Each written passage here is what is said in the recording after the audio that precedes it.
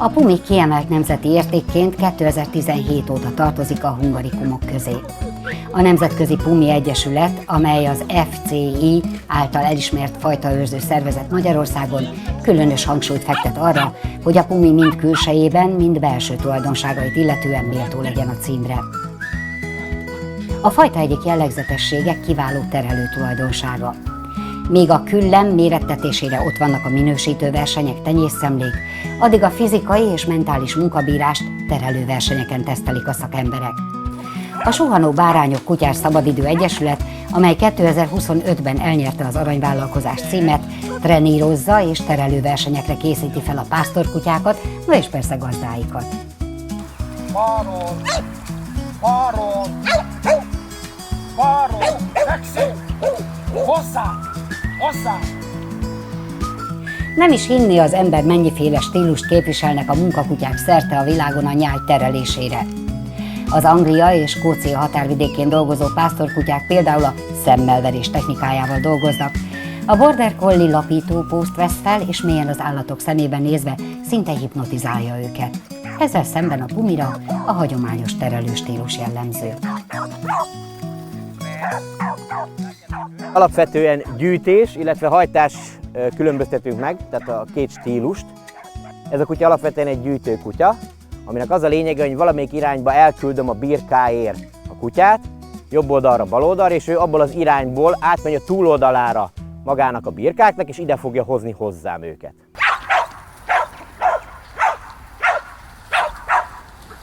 A lusta juhásznak vannak a legjobb kutyái.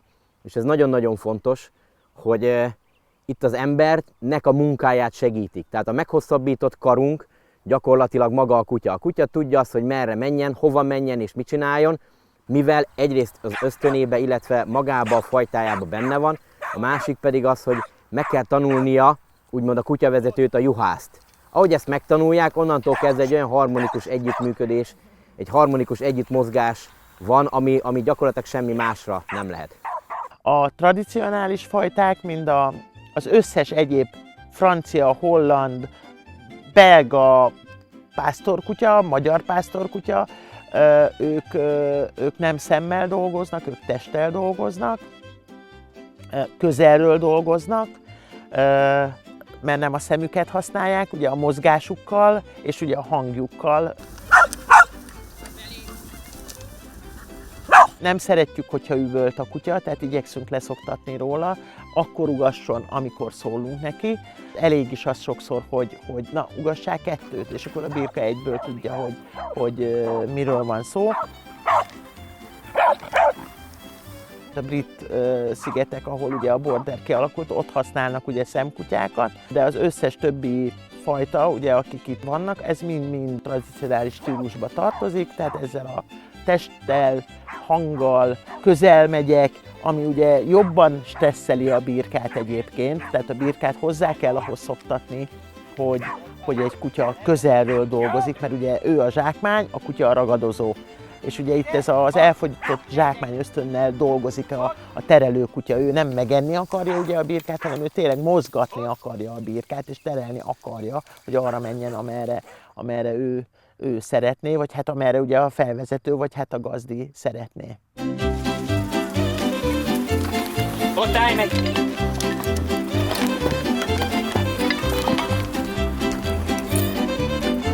Lass! Napi munka az, hogy kihajtja úgymond a legelőre. Ha bekerített legelő van, akkor ugye ennyi volt a munkája, este meg behozza őket, mint ami nálunk most van, már hála Istennek. Amúgy meg ugye mondjuk nálunk ugye van vasút, vetés, stb. Tehát ugye a vetés szélét őrizni kell.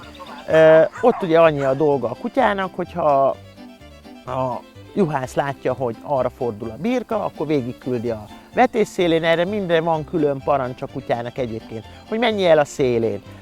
Én ezt szoktam használni, hogy széle, és a kutya végig szalad, majd visszajön. Ennyi. És ugye a birka lefordul, kész. Ugye ezt megtanulja a kutya, látja, hogy a birka arra megy, már szólni sem kell neki tulajdonképpen, végig szalad, visszajön, lefekszik. Ugye a legeltetés arról szól, hogy békén hagyjuk a jószágot, és az a egyen. Tehát nem lehet az, hogy egyfolytában jövök, megyek, és piszkálom mert akkor nem eszik a birka. Ugye itt az a lényeg, hogy a birkának jól kell laknia. És A-ból B-be elvinni, vetésszélét őrizni. Ez igazából az a kutya, amelyik már ugye ezt megtanulta, és tudja a mindennapi rutint, már annyira nem fárasztó. Ugye, amit itt csinálunk, ugye a tréningek, a mindennapi tréning, itt azért mentálisan elfárad, és általában 15-20 percnél többet nem bír egy kutya mentálisan. Ugye tanítunk neki új feladatot, akkor azt addig gyakoroljuk, amíg ugye jól nem megy neki. Ugye ez fárasztja a kutyát, főleg, hogyha egyébként, ha ugat a kutya, az sokkal hamarabb elfárad, mint az, amelyik némán terel. Marad! Marad!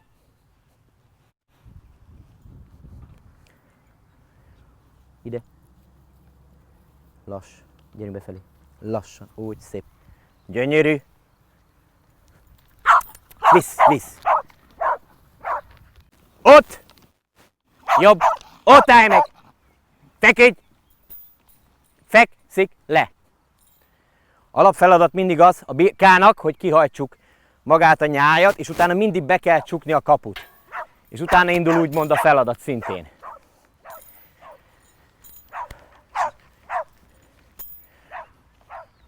Gyakorlatilag mondom még egyszer, mint hogyha nem lenne vezényszó, viszont abban a pillanatban a kutya, ahogy én mozgok, arra reagál. Ott állj meg! Ott állj meg! Bal, szép! Bal! Bal! Bal, tovább! Tovább! Ott! Jobb! Szép! Jobb!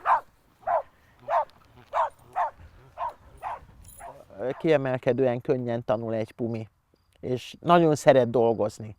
Ez még a másik, hogy akarnak, nagyon akarnak dolgozni, nagyon meg akarnak felelni annak, hogy nekik ugye a gazdi az Isten, még jobban az Isten, mint más fajtáknál, és annyira meg akar felelni, és ezért is ugye zizegnek, hogy jaj, mondjál már valamit, tehát csináljunk már valamit. Rezsó! Pontosan tudod, hogy most itt van más is. Üljél le! Amikor kicsit okosabb a kutya, mint amennyire kellene, minden egyes rezzülésemet látjátok azt, hogy meg van feszülve, figyel azt, hogy mikor küldöm, hogy küldöm, és nagyon nehéz emberként is úgymond úgy feküdj le. Úgy irányítani a kutyát, hogy gyakorlatilag, ha már elmozdul a fejem, ha már mozdul a kezem, ha már mozdul a vállam, valahogy már fordulok, a kutya azt már konkrétan leveszi, mert ez mindig hozzájár a szóhoz, a parancs szóhoz, és azzal a kutya már előre pontosan tudja, valamikor előbb tudja, hogy én mit akarok. Van terelővizsga, úgy indulhat az ember egy terelőversenyen, hogy először egy úgynevezett munkavizsgát kell letenni, ami nem egy bonyolult, jó, én mindig azt mondom, hogy nem bonyolult, ugye én azért már x évet csinálom, tehát nekem nem annyira bonyolult, de sokszor egy kezdő embernek igen csak rémisztő az, hogy úristen, karámból ki kell hozni a birkát.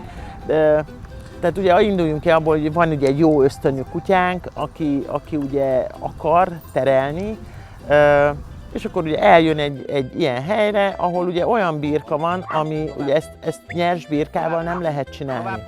Ezt olyan birkával lehet csinálni, amelyik ugye hozzá van ahhoz szokva, hogy jönnek különféle fajták, tehát kiskutya, nagykutya, és halálra rémül tőle a birka.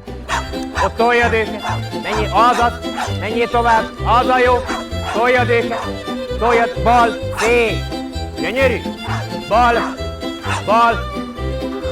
jó.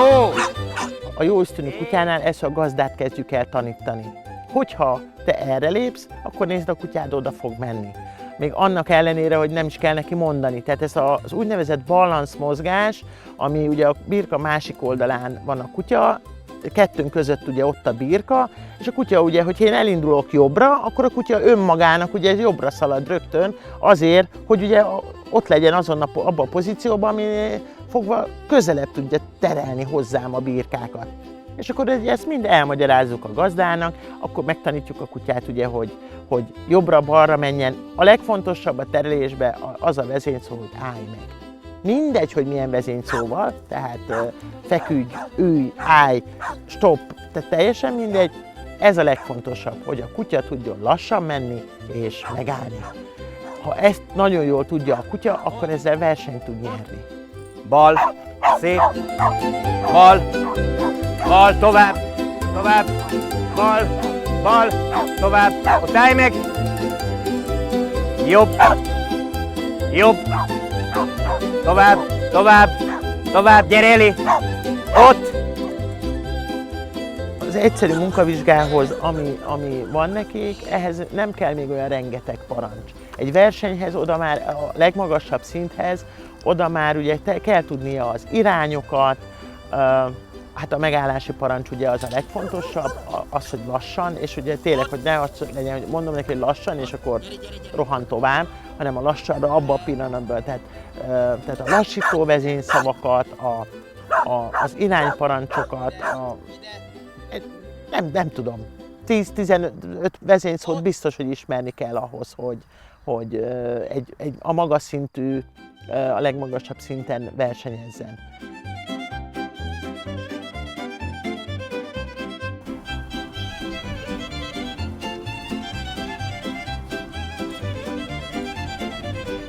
Mikor voltam Svájcba bírálni, és ott találkoztam egy francia bíróval, aki egy pumival terel, aminek nagyon büszke voltam, mert az anyai vonala azok az én kutyáim voltak, és mutattam is neki. Ez is enyém volt, ez is nálam született, minden. És nagyon-nagyon boldog voltam, és egy rettentő jó kis szuka volt. A birka nem buta állat, bárki is bármit mond, a birkának megvan a magához való esze. És egy szűk akadályban nagyon jól tudja, ha bemegy, onnét, ha nem jön ki, a kutya nem fér hozzá. És itt ez történt ezen a svájci versenyen, és a gazda adott egy parancsot, és a kutya felugrott a birkának a seggére, és ahogy fordult rajta, meglökte a birkát. Majd megint felugrasztotta a gazdája, megint pördült a birka seggén, és így lökötte át a hídon. Én így álltam, így, hát ezt nem hiszem el.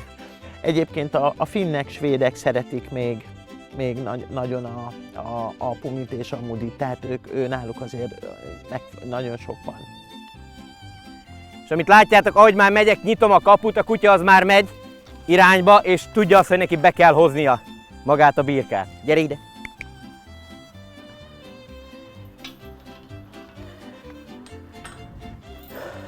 Gyere ide! Jó, mindig dicséret van a munka után. Amikor befejezünk egy-egy feladatot, akkor a kutyának mindig az a dicséret, hogy oda megyünk és megdicsérjük, vagy oda hívjuk. Jó, most pihi.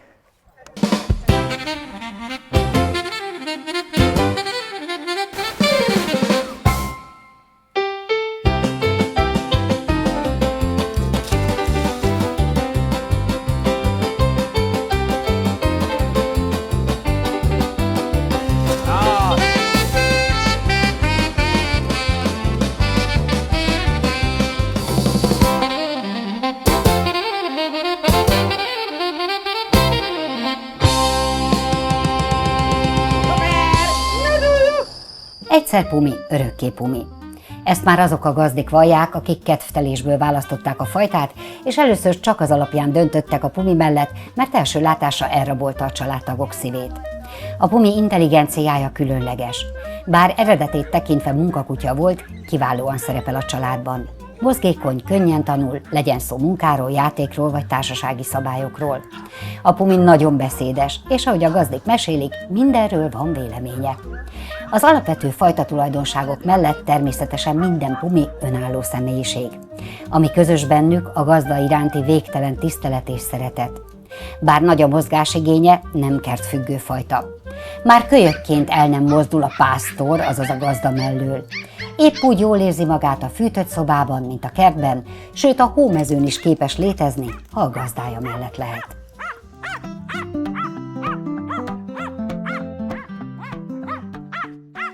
A pumi?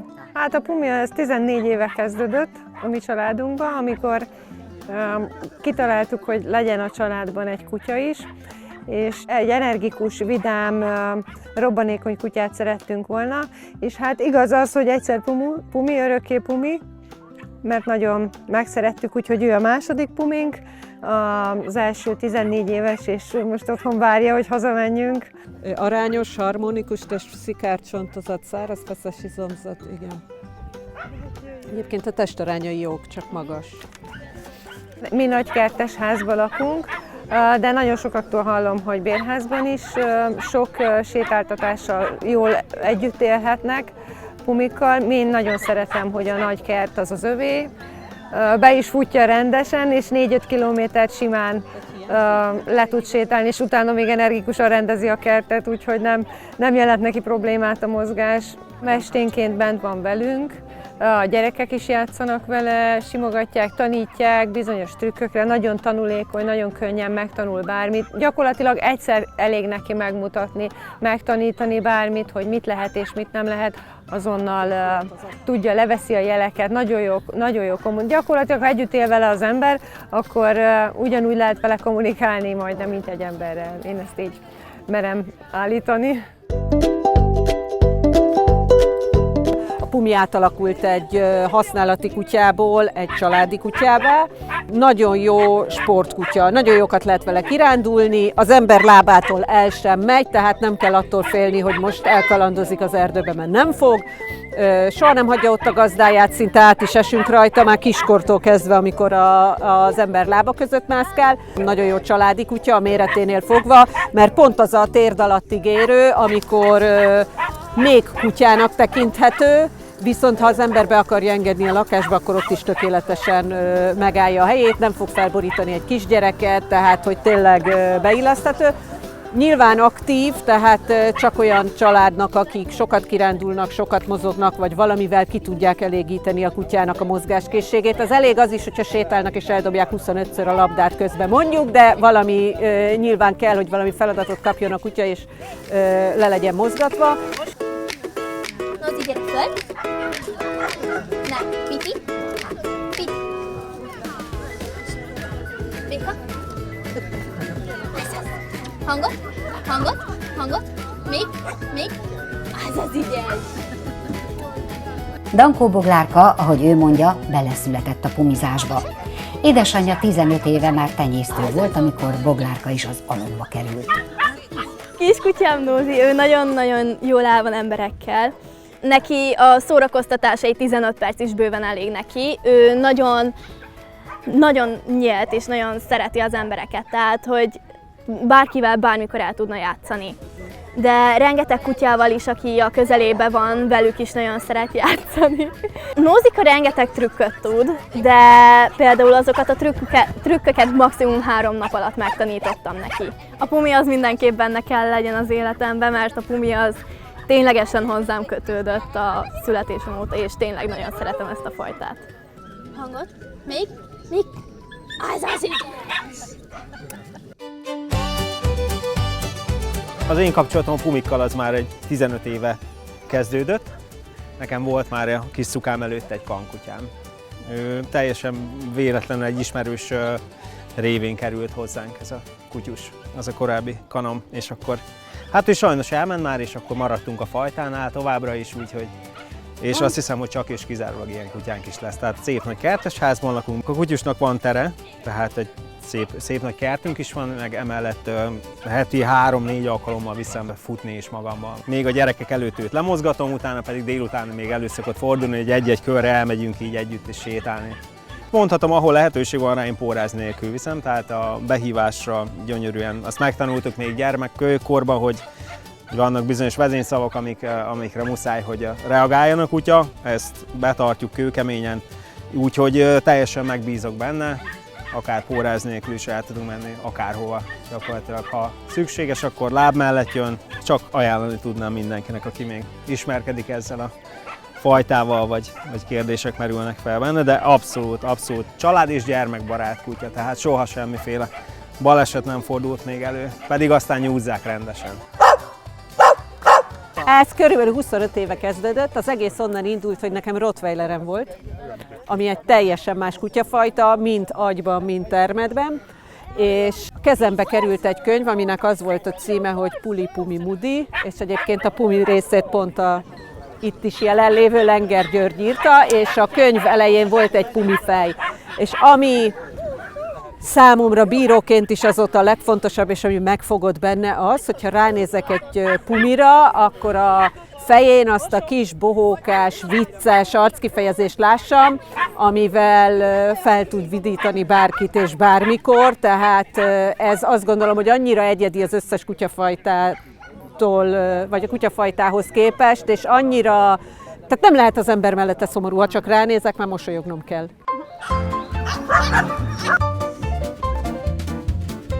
A kutya feltétel nélküli szeretete a gazda iránt vitathatatlan. A viszontszeretés abban nyilvánulhat meg, leginkább, ha a gazda is élvezi az együtt töltött időt. A minőségi együttlétre, a napi séta, játék mellett különleges alkalmakat teremtenek a különböző kutyasportbajnokságok. A felkészülés és a verseny kapcsán olyan tökére fejleszthető az együttműködés, hogy a külső szemlélő számára úgy tűnik, kutya és gazda gondolatátvitellel kommunikálnak. Az agility bajnokságok, a puller versenyek nem csupán a résztvevők, de a nagy közönség számára is rendkívül élvezetesek. A versenyek korosztály és pályanehézségtől függően több kategóriában, több szinten zajlanak. Az agility pályán az akadályok leküzdése közben egyszerre kell gyorsnak és pontosnak lenni.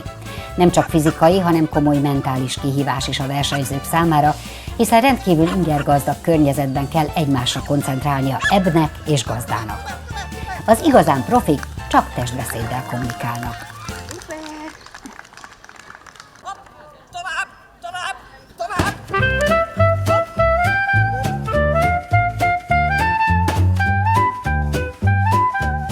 Gyerekkoromban megtetszett a kutya újságban egy kis kócos kutya. És a kiáltásra kimentünk, és sajnos akkor nem volt pumi, valószínű, hogy akkor nagyon kevés volt, és életem vágya volt ez a kócos kutya. Nagyon emberközpontú, nagyon szófogadó, és nem hullik a szőre.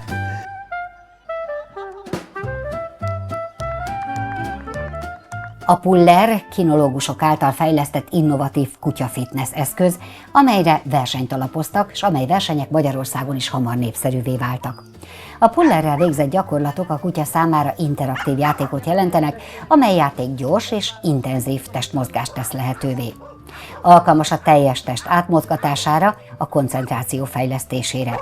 Ács Viktória puller versenyző. 2 pumiával már 8 éve versenyez. Az én pumiaim mindenképpen nagyon jók benne. Az egyik kutyusom az többszörös világ és Európa-bajnok, és a másik is 12 évesen is többszörös világbajnok és Európa-bajnoki dobogós helyezés tulajdonosa, szóval mondhatnám, nagyon jók benne. A puller eszköz neve gyakorlatilag puller, ez az eszköznek a neve, és a sportnak is a neve. Ez 2 darab lila karika, különböző méretekben, van egész pici, hogy a csivavának is jól legyen, és egész nagy, hogy mondjuk egy dándog is kényelmesen el tudjon vele játszani. Koncentrációban fejlődik nagyon sokat, kondícióban tud nagyon sokat fejlődni. Mindenképpen erősíti a kutya-gazdi jó kapcsolatát, hiszen közös időtöltés, tehát hogy játék, húzakodunk, dobáljuk, ugrál, tehát ez a sima hétköznapokban is tud működni, és tényleg nem kell hozzá nagy terület, és nem kell hozzá sok eszköz, mint mondjuk egy agilityhez. Nagyon gyorsan le tudod fárasztani a kutyát, mind mentálisan, mind fizikailag. Versenyszám az 2 van, az egyik az az úgynevezett running, amikor fut utána a kutya, és a jumping, amikor pedig ugrál érte. Én agilitiztem régen, és így a 6. térműtétem környékén el kellett gondolkozzak, hogy az agility már nem annyira nekem való, valami számomra nyugisabb sportot néztem, és akkor így futottam bele ismerősök révén sportba. Mindig is kompetitív típus voltam, de ha valami sportba belekezdtem a kutyákkal, akkor mindenképpen szerettem volna versenyen is kipróbálni őket, és ez egész jól is megy. Most már egyre több helyre tudjuk elvinni, hova kutyasulis bemutatót kérnek oda, gyakorlatilag visszük a pullert is mindenhova. Én igyekszem, ahol oktatok suliban, kutyaiskolában, ott is bemutatni a pullert, bevonni az órába, ha nem is szabályszerűen, de magát az eszközt, hogy hello, egy ilyen van. A földön váltogatással kezdjük, nem rögtön ugráltatjuk a kutyát, megtanítjuk neki a helyes mozgásformát a földön, és utána kezdjük el a levegőben ugyanezt. Rengeteg verseny van Magyarországon, Magyarország talán a világon a legnagyobb pulleres közösségnek a gyűjtőhelye, de járunk külföldre is természetesen Európa-bajnokságra, világbajnokságra és egyéb versenysorozatokra is.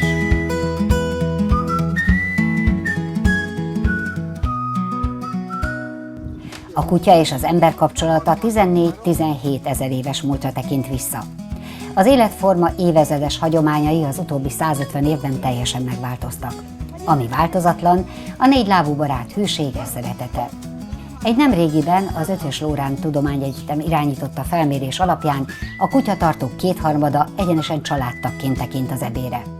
A válaszadók szerint a kutyával való együttlétben a legnagyobb örömöt az érzelmi többlet adja, amely szavak nélkül jelzi, mellettem biztonságban vagy.